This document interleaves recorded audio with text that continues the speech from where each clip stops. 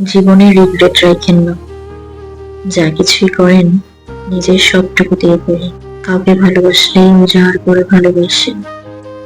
একটা পরীক্ষা দিতে গেলে নিজের 100% এফোর্ট দিন।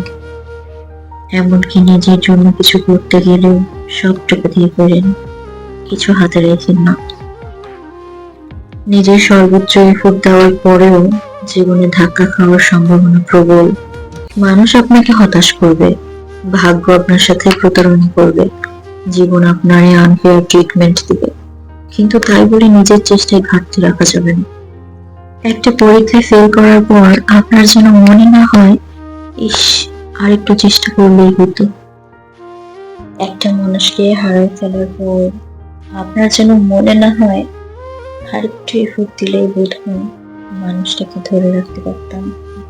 এই যে আফসোসের আগুনটা একদম নরকের মতো পোড়ায়, এই নরকটা আমাদের নিজ হাতে তৈরি। হেলায়, অলসতায়, ভয়ে, সংকোচে যে সময়ের কাজগুলো আমরা সময় করি নাই, এই আফসোসের নরকটা তখনই তৈরি হয়ে গেছে।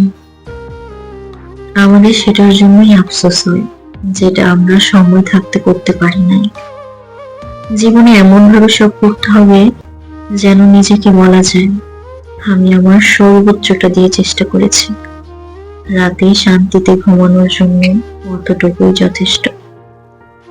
কারণ দিন শেষে অপ্রাপ্তি নিয়ে ঘুমানো যায়, কিন্তু নিজের কাঠগড়ায় নিজেকে দোষী হিসেবে মেনে নিয়ে ঘুমানো যায় না।